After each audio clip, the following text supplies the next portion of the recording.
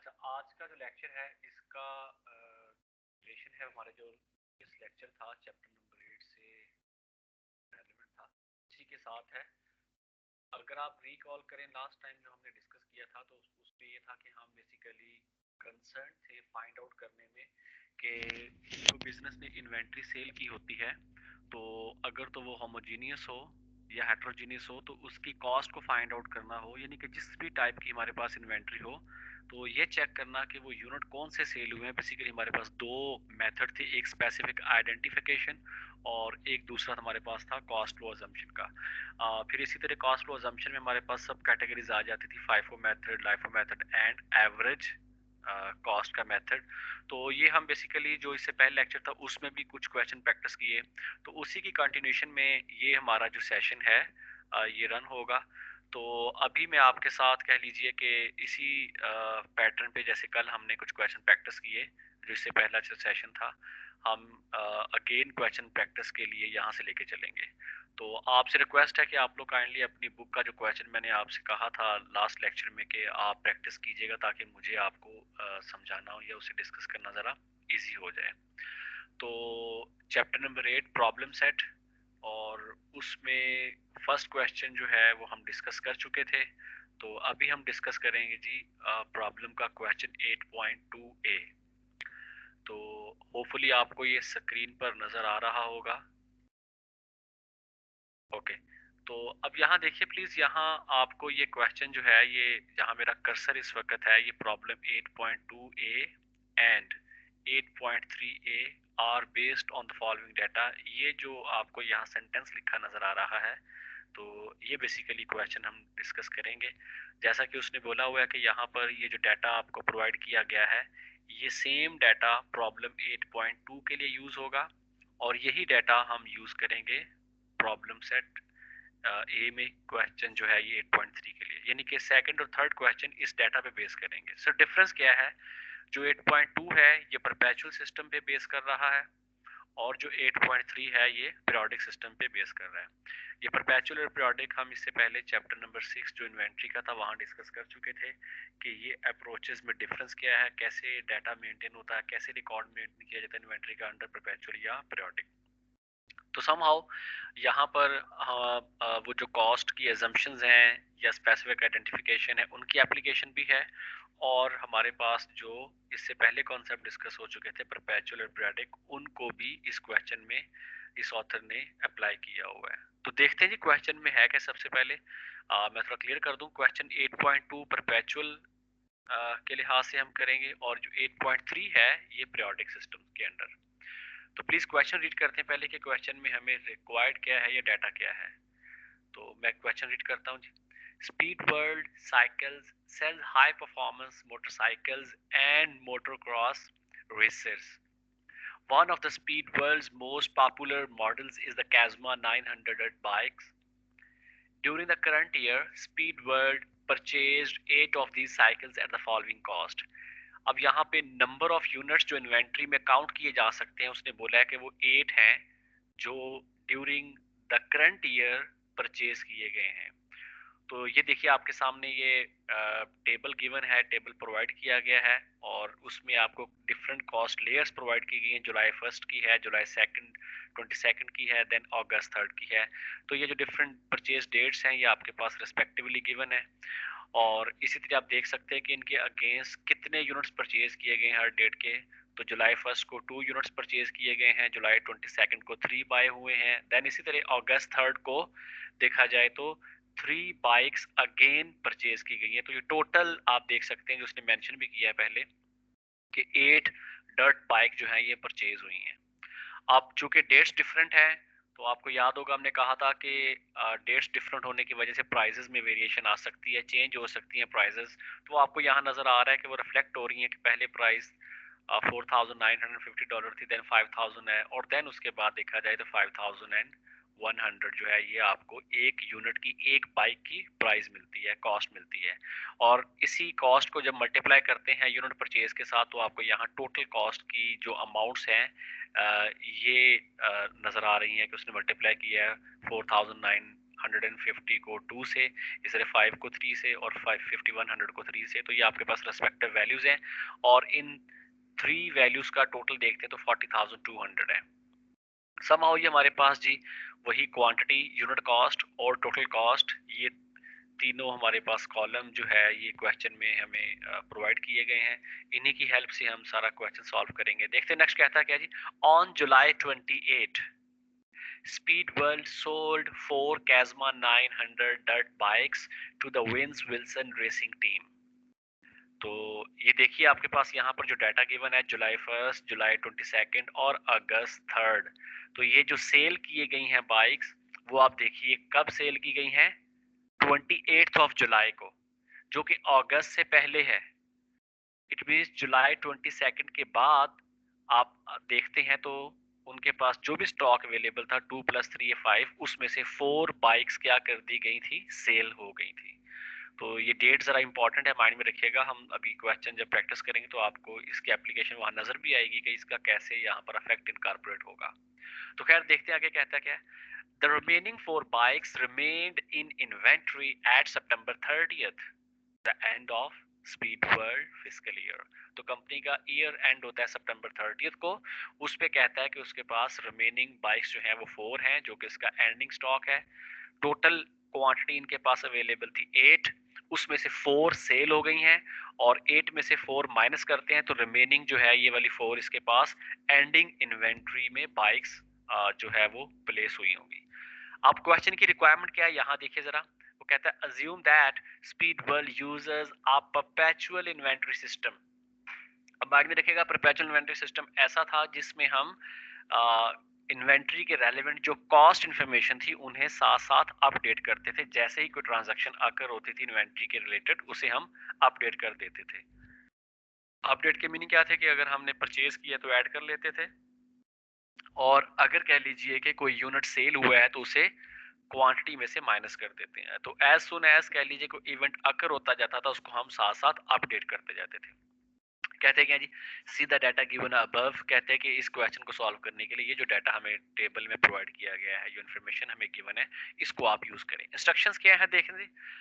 A, compute the cost of goods sold relating to the sale on July 28। पहली बात तो वो कहता है कि सीजीएस की अमाउंट कैलकुलेट करें। Compute the cost of goods sold relating to the sale on July 28 and the ending inventory of कैजमा 900 बाइक्स एट सितंबर 30। दोनों चीजें आपसे कह रहे हैं। सीजीएस भी कहता है कैलकुलेट करें जुलाई 28 को जो है, और दूसरा कहता है कि बताइए सितंबर 30 को एंडिंग इन्वेंट्री क्या है। 2 डेट्स, एक जुलाई की है और एक सितंबर की। जुलाई में आपसे पूछ रहा है सीजीएस की अमाउंट, और सितंबर में जो आपसे रिक्वायर्ड है वो क्या चीज है, वो एंडिंग इन्वेंट्री है। तो बेसिकली हम ये पार्ट ए में सीजीएस भी कैलकुलेट करेंगे और एंडिंग इन्वेंट्री भी कैलकुलेट करेंगे। लेकिन कैसे, कहते हैं using the following cost flow assumptions. तो एवरेज कॉस्ट, फाइफो, लाइफो, ये जो कॉस्ट फ्लो अजम्पशंस हैं इनको यूज करते हुए वो कहता है कि आप कैलकुलेट करें सीजीएस और एंडिंग इन्वेंट्री। तो सबसे पहले हम देखते हैं जी एवरेज कॉस्ट। सिस्टम कौन सा है, परपेचुअल।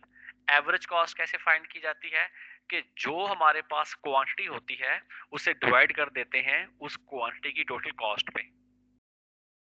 तो अब हमारे पास देखना ये है कि ये सेल कब हो रही है। सेल हो रही है जुलाई 28 को। अब जुलाई 28 की डेट जरा इस टेबल में देखिए, इस जुलाई 22 के बाद है, यानी कि अगस्त से पहले। अगस्त से पहले देखते हैं तो फिर ये 3 यूनिट्स जो यहाँ मेंशन हो रहे हैं, ये इट मींस जुलाई 28 की टोटल क्वांटिटी के लिए काउंट नहीं किए जाएंगे, कंसीडर नहीं होंगे। डेफिनेटली यार कि अगर हम जुलाई 28 को सेल कर रहे हैं तो अगस्त उसके बाद आ रहा है। तो ये वाले जो 3 यूनिट्स हैं ये लेटर ऑन परचेज हुए हैं। तो इससे पहले अगर देखा जाए जुलाई 28 को आपके पास स्टॉक में कितनी बाइक्स पड़ी होंगी, तो डेफिनेटली आपका आंसर होगा 5 बाइक्स। कैसे कि 2 जुलाई 1 वाली और 3 जुलाई 22 वाली। तो इन दोनों को अगर ऐड करते तो हमारे पास टोटल जो बाइक्स का नंबर आता, क्वांटिटी आती, वो 5 होती। अब इट मींस एवरेज कॉस्ट के लिए अगर हमें चेक करनी हो एक यूनिट की कॉस्ट, तो वो कैसे कैलकुलेट होगी कि इन 5 बाइक्स की टोटल कॉस्ट वो क्या बनती है 9,900 ये प्लस 15,000 ये वाला, तो 15 प्लस 9,900 ये 24,900 बनता, और इसे डिवाइड कर देते हम इस क्वांटिटी पे जो कि 5 होती, तो हमें एक यूनिट की कॉस्ट मिल जाती। इसी को हमने यहाँ पर पीपीटी में भी सॉल्व करके कह लीजिए कि आपको शो करने की ट्राई की है। जरा देखिए, रिक्वायरमेंट ए हम सॉल्व कर रहे हैं, उसमें क्या कैलकुलेट करना है, सबसे पहले हमें cost of goods sold and ending inventory दोनों चीजें कैलकुलेट करनी है। पहले हम क्या कर रहे हैं, कॉस्ट ऑफ गुड्स सोल्ड। ये देखिए मेरा कर्सर यहाँ पे है, मैंने ए के साथ क्या लिखा है यहाँ पर फर्स्ट में, cost of goods sold on July 28, और वही वाली बात हमने कही थी कि हमें जुलाई 28 तक चेक करने कि मेरे पास क्वांटिटी कितनी थी, वो 5 थी। मैं आपको शो करवा देता हूँ, ये देखिए जरा, जुलाई 28 तक कितनी क्वांटिटी है, 2 + 3 5, तो ये यहाँ मैंने जो 5 यूनिट लिखे हुए हैं ये बेसिकली क्वांटिटी आपके पास है। ये डिवीजन का साइन है, और ये 24,900 कैसे अमाउंट कैलकुलेट हो रही है, इस तरह से कि इन 5 यूनिट्स तक, 3 ये वाले और 2 ये वाले, यहाँ तक देखें तो कितनी कॉस्ट है, इन 2 यूनिट्स की 9,900 और इन 3 यूनिट्स की 15,000। तो जब हम दोनों वैल्यूज को सम अप करते हैं तो ये आंसर आता है 15 + 9,900 24,900। इन दोनों वैल्यूज का जी सम है 24,900, ये टोटल कॉस्ट है इन 5 यूनिट्स की। तो आप देख सकते हैं यहाँ भी 24,900 डिवाइडेड बाय 5 यूनिट्स, क्योंकि मेथड कौन सा है, एवरेज कॉस्ट। एवरेज कॉस्ट का मीनिंग क्या है, जो टोटल कॉस्ट है उनको डिवाइड कर देंगे टोटल क्वांटिटी पे। तो जुलाई 28 तक टोटल कॉस्ट क्या थी, 24,900, और जुलाई 28 को क्वांटिटी क्या थी, 5 यूनिट्स, तो इसलिए डिवाइड 5 पे कर रहे हैं इस कॉस्ट को। अब जब डिवाइड करते हैं तो एक यूनिट की ये देखिए यहाँ पे कॉस्ट क्या आ जाती है, $4,980। ये एक यूनिट की कॉस्ट है। कितने यूनिट सेल हुए उसने क्लियरली मेंशन किया हुआ है कि जुलाई 28 को 4 यूनिट्स या 4 बाइक सेल हुई हैं। इट मींस 4 मल्टीप्लाई बाय 4,980 जो एक बाइक की कॉस्ट है। तो जब इसको मल्टीप्लाई करते हैं तो हमें 4 बाइक्स की कॉस्ट मिल जाएगी जो कि $19,920 है। तो ये हमारी रिक्वायरमेंट नंबर जो इसकी कह लीजिए कि फर्स्ट थी, जो सबसे पहली उसकी जो बेसिकली रिक्वायरमेंट थी वो सॉल्व होती इसी के साथ। वो क्या थी, cost of goods sold find out करनी थी, वो हमने कर ली है। किस मेथड के अंदर, एवरेज कॉस्ट मेथड के अंदर। अच्छा, अब सेकंड उसने क्या बोला था, एंडिंग इन्वेंट्री। वो देखिए यहाँ पर ये बी के साथ मेंशन है एंडिंग इन्वेंट्री। अब आप देखें जरा डाटा यहाँ पर, अगर ये 2 और ये 3 टोटल 5 थे, इनमें से 4 सेल हो चुके हैं, तो कितनी बाइक्स यहाँ से बची हैं, एक बाइक। इट मींस एक बाइक यहाँ से है और 3 बाइक्स ये इनके पास अवेलेबल है। तो आप देखिए जरा जरा यहाँ पर हमारे पास कि जुलाई 28 को एक यूनिट की कॉस्ट क्या थी, 4,980।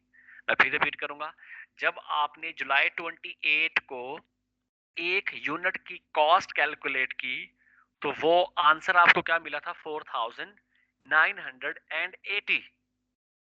टोटल आपके पास 5 थी, इस 5 में से कितनी सेल हो गई, एक, सॉरी 4 सेल हो गई। इस 5 बाइक्स में से 4 सेल हो गई, पीछे कितनी बच गई, एक बाइक बच गई। तो एक बाइक ये एज इट इज देखिए यहाँ पर आ जाएगी, ये 4,980। मैं फिर रिपीट करूंगा, हमारे पास टोटल 5 बाइक्स थी जुलाई 28 तक, उसमें से 4 हो गई सेल। तो चूंकि जुलाई 28 को जब हम कॉस्ट कैलकुलेट करते थे एक बाइक की, तो वो हमें मिली एवरेज प्राइस कितनी, 4,980। इसलिए अब जो 5 बाइक्स हमारे पास है उनमें से हर बाइक की कॉस्ट एक यूनिट की मिलेगी हमें 4,980। अब उसमें से 4 सेल हो गई हैं तो डेफिनेटली एक बची है, वो जो एक रिमेनिंग थी वो एंडिंग इन्वेंट्री में पड़ी हुई हमें नजर आएगी। तो इसलिए यहाँ पर ये देखिए, ये जहां मेरा कर्सर है, $4,980 से एक यूनिट जो जुलाई 28 पे बच गया था सेल होने के बाद, ये यहां पर मेंशन हो रहा है जी। ठीक है, ये प्लीज यहाँ उसने जुलाई 22 लिखा हुआ है, ये जुलाई बेसिकली देखा जाए 28 आना चाहिए, क्योंकि जुलाई 28 को एक यूनिट की कॉस्ट है 4980। अब इसके बाद कोई भी सेल नहीं हुई, जुलाई 28 के बाद कोई भी सेल नहीं हुई। रादर देखा जाए इसका क्या आगे चलकर होता है, अगस्त में चलकर 3 मोर यूनिट परचेज हुए। अब देख सकते हैं यहाँ पर ये अगस्त आ रहा है, तो अगस्त में चलकर 3 यूनिट परचेज हुए, और वो कितने के परचेज हुए थे, 15,300 के। तो देखिए एज इट इज ये 15,300 यहाँ पे लिखा हुआ नजर आ रहा है, यहाँ जहां मेरा कर्सर है। ये कैसे फाइंड आउट किया है इन्होंने कि 3 यूनिट्स को मल्टीप्लाई किया है एक यूनिट की कॉस्ट के साथ 5,100।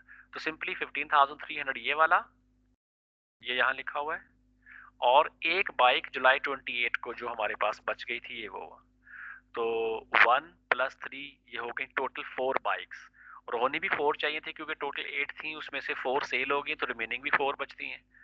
तो ये आप यहाँ देख सकते हैं 20,280, जिस जगह मेरा कर्सर है ये वाला, ये हमारे पास एंडिंग इन्वेंट्री का बैलेंस है।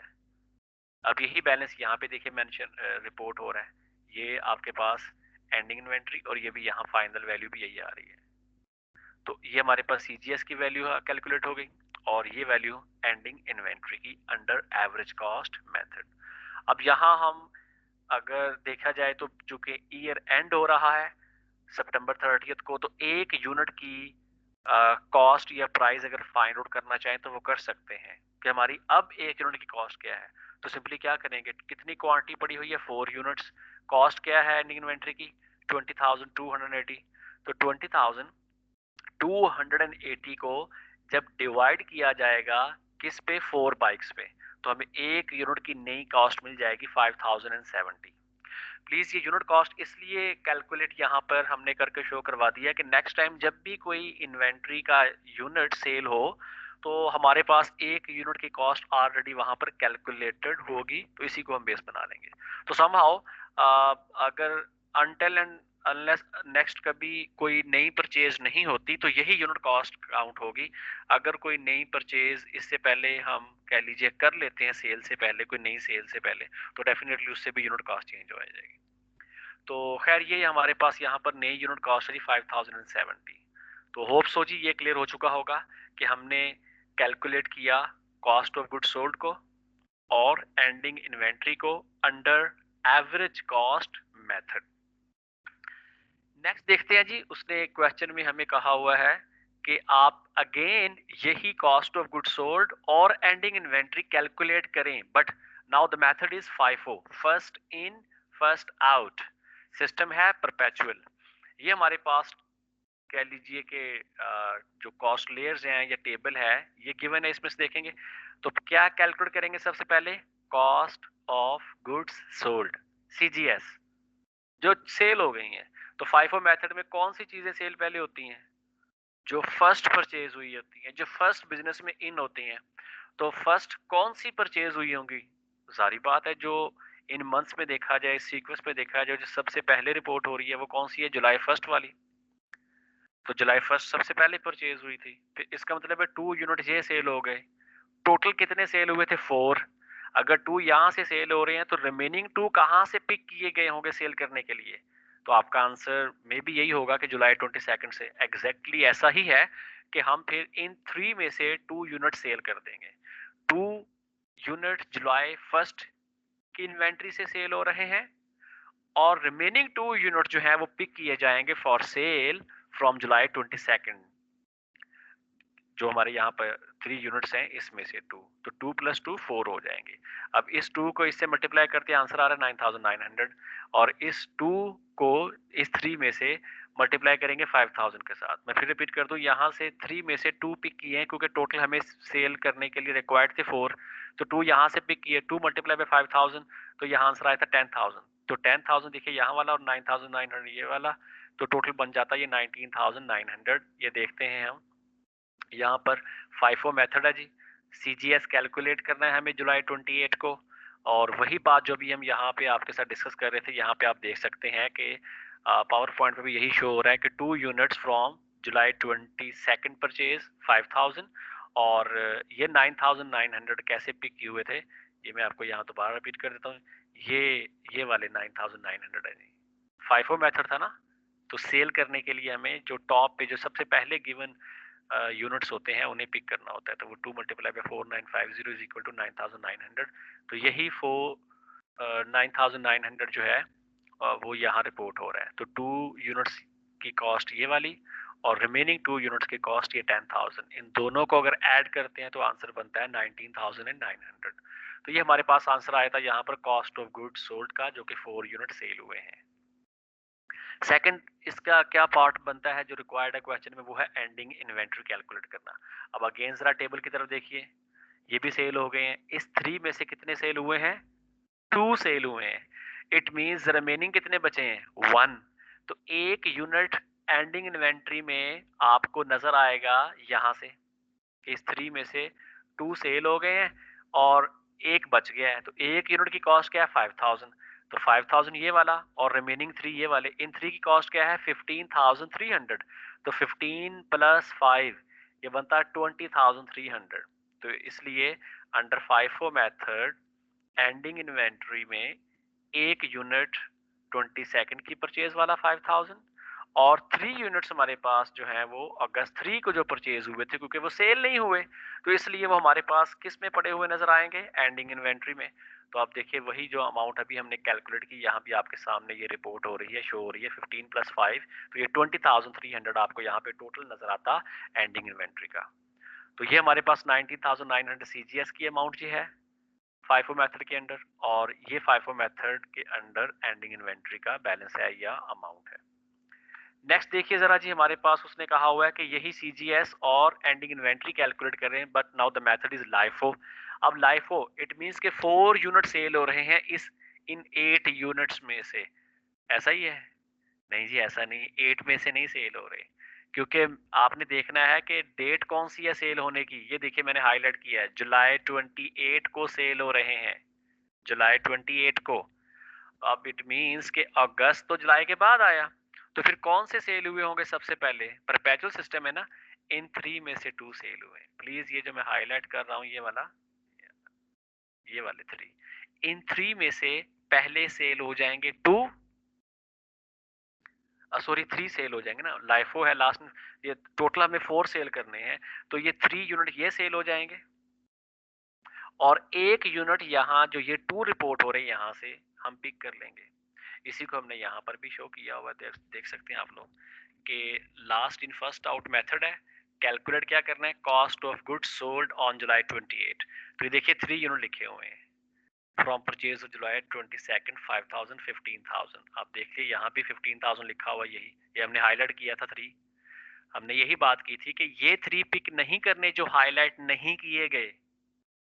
पिक कौन से वाले 3 यूनिट्स करने हैं? जो जुलाई 22 के अगेंस्ट आपको प्रोवाइड किए गए हैं। रीजन ये है कि जुलाई 28 को सेल हो रहे हैं और सिस्टम परपेचुअल है, और परपेचुअल में आपको पता है कि हम साथ साथ अपडेट करते जाते हैं, तो ऐसा तो नहीं होगा हम वेट करेंगे अगस्त 3 का फिर जाके अपडेट करेंगे। तो चूंकि ये सिस्टम कौन से वाला है? सिस्टम है ये परपेचुअल। अगर पीरियोडिक होता फिर हम इन 8 में से ले लेते, फिर तो सारी बात है हम वेट करते एक पीरियड के एंड होने का, नियर ईयर एंड जाकर हम ये कह लिए रिकॉर्ड को अपडेट करते। तो इसलिए यहाँ पर हम देखते हैं कि जुलाई 28 को जो सेल हुई है वो डेफिनेटली इन टोटल 5 यूनिट में से पिक की गई होगी। तो सबसे पहले लाइफो मेथड में अगर देखा जाए तो फिर हमारे पास ये 2 कॉस्ट लेयर ही यूजेबल होंगी हमारे लिए, कह लिए इंफॉर्मेशन के लिए बेस बनेगी, एक 3 ये वाले और एक 2 ये वाले। तो ये 2 कॉस्ट लेयर यूज होंगे, लाइफो है। अब इन दोनों में से लास्ट में कौन से बाय हुए होंगे? जुलाई 22 वाले। और वो सॉरी सेल हुए होंगे सब लास्ट, सबसे पहले कौन से सेल हुए होंगे? जो लास्ट पे इन हुए। मैं फिर रिपीट करूंगा, मेथड कौन सा है? LIFO, last in first out. तो पहले सेल कौन से होने हैं? जो पहले पहले इन हुए हैं या लास्ट में इन हुए हैं? यस, जो लास्ट में इन हुए हैं। तो लास्ट में कौन से इन हुए होंगे? ये 3। टोटल कितने सेल हुए? 4। तो इट मींस 3 तो ये सेल हो जाएंगे और एक कहां से पिक किया गया होगा? इन 2 में से, इन 2 में से। तो आप देखिए कि वहां पर कि ये 3 के अगेंस्ट 15000 लिखा नजर आएगा और 1 के अगेंस्ट वहां पे ये जो 1 यूनिट की कॉस्ट है 4950 आपको ये लिखा हुआ नजर आएगा वहां पर। ठीक है, तो ये देखिए 3 यूनिट्स 5000 से मल्टीप्लाई करके 15,000, और 1 यूनिट उसकी कॉस्ट क्या थी 4950, तो 1 मल्टीप्लाई बाय 4950, आंसर भी 4950 आ रहा है। इन दोनों को ऐड करेंगे तो आंसर आ जाएगा लाइफो मेथड के under cost of goods sold का। तो ये प्लीज हमारे पास वैल्यू रिपोर्ट हो रही है यहाँ पर कॉस्ट ऑफ गुड्स सोल्ड की अंडर लाइफो मेथड। अब इसी का जो सब पार्ट है वो है आगे एंडिंग इन्वेंट्री की अमाउंट फाइंड आउट करना। आप देखें कॉस्ट लेयर में हम ये 3 भी सेल कर चुके हैं, बिजनेस से आउट हो चुके हैं। इन 2 में से देखा जाए तो एक आउट हो गया है, एक सेल हो गया है, तो रिमेनिंग कितना बचा, एक, और उसके बाद सेल भी कुछ नहीं हुआ, तो इट मींस वो स्टॉक कहाँ चला गया, एंडिंग इन्वेंट्री में। तो एंडिंग इन्वेंट्री के लिए एक यूनिट ये वाला 4950 और 3 यूनिट ये वाले। अब आप कहेंगे कि ये 3 क्यों ले लिए, पहले 3 तो ये काउंट नहीं किए थे। इसलिए कि उसने एंडिंग इन्वेंट्री पूछी कब है आपसे, सितंबर 30 को, और वो इस अगस्त के बाद है, इसलिए फिर इसको कंसीडर किया जाएगा एंडिंग इन्वेंट्री के लिए। तो एक यूनिट मैं फिर रिपीट कर रहा हूँ ये वाला हो जाएगा, और 3 यूनिट्स ये वाले आ जाएंगे for the calculation of ending inventory. In 3 units की कॉस्ट क्या है, इनकी है ये वाली कॉस्ट 15,300। तो यही हमने यहाँ पर स्लाइड में पुट किया हुआ है कि 1 unit from purchase of July first जो है वहाँ पर 4950, तो ये उसकी कॉस्ट आ गई 4950, और 3 यूनिट जो है वो अगस्त 3 वाले हैं, उनकी कॉस्ट है 15,300। इन दोनों वैल्यूज को ऐड किया गया तो हमें आंसर रिपोर्ट हुआ 20,250। ये एंडिंग इन्वेंट्री है जी। तो प्लीज आप देखेंगे यहाँ पर कि हमने जुलाई 28 पे सीजीएस की अमाउंट कैलकुलेट की और सितंबर 30 पे एंडिंग इन्वेंट्री की अमाउंट कैलकुलेट की है। तो ये इसका जो देखा जाए तो क्वेश्चन का जो पार्ट ए था, ये रिक्वायरमेंट ये सॉल्व होती है। नेक्स्ट उसने क्या बोला है जी, देखते हैं। कहता है show the number of units, ये तो हमने कर लिया, सॉरी, ये part B. Using the cost figures computer in part A, कहता है ये जो कॉस्ट की अमाउंट्स यहाँ पर आपने कैलकुलेट की हैं उनको यूज करते हुए answer the following questions. Which of the 3 cost flow assumptions will result in Speed World Cycles reporting the highest net income for the current year? अच्छा, कहते कि आप बताइए कि इन कॉस्ट फ्लो अजम्पशन में जो ये वाली 3 हमारे पास थी, आप किस मेथड के अंडर समझते हैं कि नेट इनकम हाईएस्ट रिपोर्ट हो सकती है इस ईयर में जिसका ये डाटा हमें प्रोवाइड किया गया है। डेफिनेटली नेट इनकम हाईएस्ट उसी मेथड के अंडर रिपोर्ट हो सकती है जिसमें एक्सपेंस क्या है, कम से कम रिपोर्ट हुआ हो। कौन सा एक्सपेंस, सीजीएस का एक्सपेंस, क्योंकि कॉस्ट ऑफ गुड्स सोल्ड हमारा एक्सपेंस होता है। अब it means cost of goods sold हमें चेक करना होगा एवरेज फाइफो और लाइफो में किस में सबसे कम वैल्यू है। एक तो आपके पास अप्रोच है कि आप इस तरह से, ये जो हमने अभी सॉल्व किया है, कि आप लाइफो में देख लें सीजीएस की अमाउंट कितनी है 19,950। ठीक है, अगर कॉन्सेप्ट ज्यादा क्लियर नहीं तो आप ऐसे भी देख सकते हैं ना, जब क्वेश्चन किया वहां से वैल्यूज देख लें कि 19,950 ये वैल्यू है लाइफो के अंडर, और फाइफो के अंडर है 9,900। ठीक है, तो अब देखिए लाइफो में है 950 और यहाँ पे है 900, तो देखा जाए फाइफो की अमाउंट लाइफो से कम है। अब देखते हैं एवरेज की, तो एवरेज की अमाउंट भी देखा जाए तो $20 से ज्यादा है। ये देखिए 920 आ रही, तो इसकी 920 है, इसकी 900 है, और इसकी 950 है। एंड पे देखिए, तो सबसे कम सीजीएस की अमाउंट देखा जाए तो किस मेथड में मिली हमें, फाइफो मेथड में। तो इट मींस अगर कॉस्ट ऑफ गुड्स सोल्ड सबसे कम रिपोर्ट हो रही है फाइफो मेथड में, तो यही सीजीएस इनकम स्टेटमेंट में सेल में से जब माइनस होती है, तो चूंकि कम वैल्यू माइनस होगी, तो अंडर दीज 3 सिस्टम देखा जाए तो फाइफो में नेट इनकम हाईएस्ट होगी, क्योंकि सीजीएस एक्सपेंस है। एक्सपेंस अगर कम माइनस होता है तो इनकम क्या हो जाएगी, इंक्रीज हो जाएगी, इनकम हाई रिपोर्ट होगी। अच्छा, दूसरा, आप इन वैल्यूज को देखे बगैर भी जो कह लीजिए कि देख सकते थे कि क्वेश्चन में प्राइसेस चूंकि इंक्रीज हो रही हैं, तो इट मींस जो पुरानी वाली प्राइसेस हैं वो कम होंगी, और पुरानी प्राइसेस कब सीजीएस को चार्ज होती हैं, फाइफो मेथड में।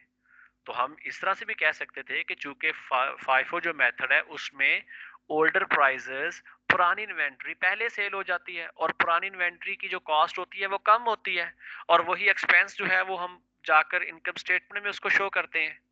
तो इट मींस कम प्राइसेस को, कम कास्ट को, लो कास्ट को हम पहले एक्सपेंस कर देते हैं। तो इट मींस कि वो एक्सपेंस अगर कम रिपोर्ट होगा तो फिर नेट इनकम हाई रिपोर्ट हो जाएगी।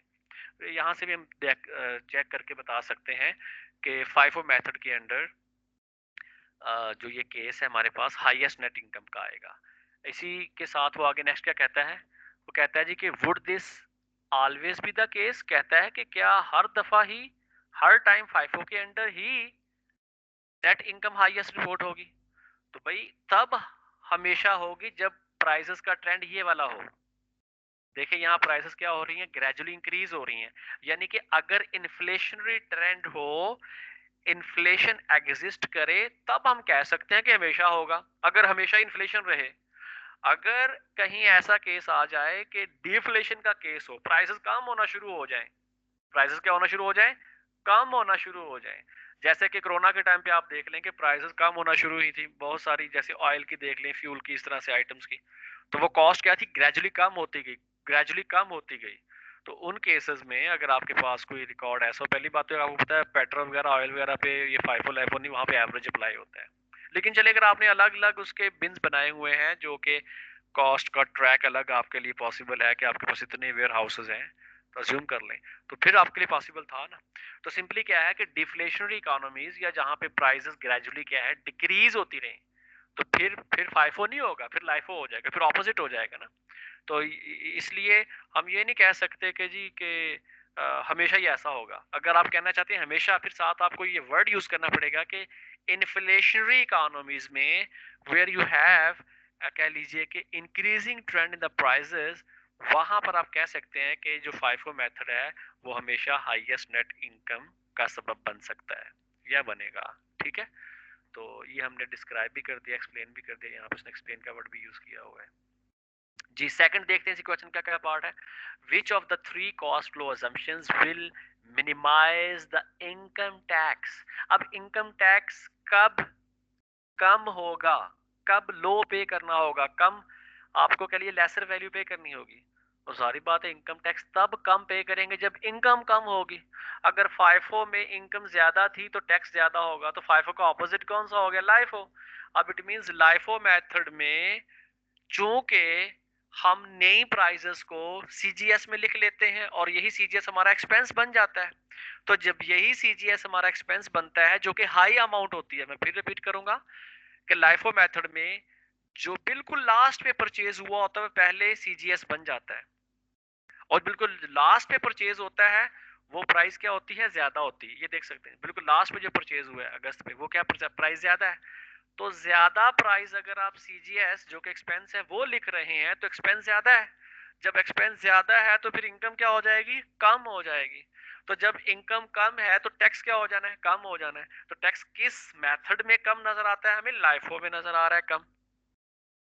तो इसलिए यहाँ पर जो उसने पूछा है कि which of the three cost assumptions will minimise the income taxes और बाय स्पीडबल साइकिल फॉर ईयर, तो लाइफो इसका आंसर होगा जी फाइफो लाइफो मेथड में। इसलिए कि मोस्ट रीसेंट या करंट प्राइसेस जो कि हाई होती हैं वो हम सीजीएस में एज एन एक्सपेंस रिपोर्ट कर लेते हैं, तो उसकी वजह से हमारी टैक्सेबल इनकम कम हो जाती है और टैक्स की अमाउंट भी कम रिपोर्ट होती है। Would you expect this usually to be the case. आप देख लिया कहता है कि वह हमेशा ही ऐसा होगा, तो भाई वही वाली बात कि ये कब हमेशा ऐसा होगा, जब इंक्रीजिंग ट्रेंड इन प्राइसेस हो, जब इन्फ्लेशनरी इकोनॉमी हो। तो इसलिए प्राइसेस जो कि डिक्रीज भी हो सकती है ना, तो अगर डिक्रीज हो जाती है फिर इसका आंसर लाइफो की बजाय होता है फाइफो। तो खैर अभी चूंकि इंक्रीजिंग प्राइसेस है फिर इसका आंसर लाइफो ही आ रहा है। तो इसके साथ जो है वो आपको फिर स्टेटमेंट यूज करना पड़ेगी कि yes in inflationary economies this case कह लीजिए कि may be expected in each year. Third इसका पार्ट है जी, may Speed Cycles use the cost flow assumption that results in the highest net income for the current year in its financial statements। कहता है क्या वो method जिससे highest net income report हुई किससे होती है, फाइफो से। तो सिंपली कहता है क्या फाइफो यूज कर सकता है इनकम स्टेटमेंट बनाने के लिए, but use the cost flow assumption that minimize the taxable income for the current year in its tax income tax return। कहता जी कि क्या बिजनेस दो मेथड यूज कर सकता है, एक फाइफो और लाइफो डिफरेंट रिपोर्टिंग के लिए, और उसमें मेंशन किया है कि फाइफो यूज करे इनकम स्टेटमेंट बनाने के लिए, फाइफो यूज करे इनकम स्टेटमेंट बनाने के लिए, और लाइफो को जो है वो यूज करे टैक्स रिटर्न के लिए। तो अब देखें, जब टैक्स पे करने की बारी आ रही है तब वो मेथड यूज करना चाहता है बिजनेस जिससे टैक्स कम पे करना पड़े, लाइफो। और जब इन्वेस्टर्स को, मार्केट को जो रिपोर्ट करनी है इंफॉर्मेशन, जो इनकम स्टेटमेंट प्रोवाइड करनी, वहां पे वो मेथड यूज करना चाह रहा है बिजनेस जिससे इनकम ज्यादा हो। यानी कि टैक्सेशन वालों को कम इनकम रिपोर्ट करना चाहता है, और टैक्सेशन के अलावा जितनी भी अथॉरिटीज हैं, जितने भी स्टेक होल्डर्स हैं, उनको हाईएस्ट इनकम रिपोर्ट करना चाहता है। तो आप खुद जरा सोचिए कि ऐसा ये जो डेविएशन आ रही है, क्या ये जो दोनों वैल्यूज डिफरेंट हो सकती हैं, क्या ऐसा अलाउ हो सकता है? तो आपका आंसर डेफिनेटली होगा नहीं, क्योंकि फिर टैक्स कम पे करना पड़ेगा। हाँ, इसका ऑपोजिट हो सकता है। वो क्या? वो ये कि आपको ये कहेगा आप क्या फाइफो यूज करना चाहो उसके लिए, टैक्स के लिए। जब टैक्स के लिए फाइफो यूज करोगे तो वहां पे इनकम क्या होगी? ज्यादा होगी। टैक्स उसकी वजह क्या हो जाएगा? ज्यादा हो जाएगा। और लाइफो की वजह से इनकम कम होनी है, वो कहाँ रिपोर्ट करो? इनकम स्टेटमेंट में। ऐसा तो आप कभी नहीं चाहोगे ना। तो इसलिए ये थर्ड वाले का आंसर क्या हो जाएगा? नो, कि ऐसा करना अलाउ नहीं है। कैसा? कि फाइफो यूज किया जाए इनकम स्टेटमेंट यानी कि फाइनेंशियल स्टेटमेंट्स के लिए, और लाइफो यूज किया जाए टैक्स रिटर्न के लिए। ऐसा अलाउ नहीं है। ठीक है। तो अगर आपने लाइफो यूज किया है टैक्स रिटर्न्स के लिए, तो फिर लाइफो ही यूज करेंगे फाइनेंशियल स्टेटमेंट्स के लिए। ओके जी। तो प्लीज अब आपसे रिक्वेस्ट है कि आप इस क्वेश्चन को अपने एंड पे दोबारा प्रैक्टिस भी कीजिए। आज जो नेक्स्ट हमारा इसी के साथ कह लीजिए कि जो सेशन स्टार्ट होगा, इसके बाद जो लेक्चर आएगा, वो हम बेसिकली क्वेश्चन डिस्कस करेंगे प्रॉब्लम 8.3 ए। ठीक है। तो टिल द टाइम जी, थैंक यू वेरी मच। अल्लाह हाफिज।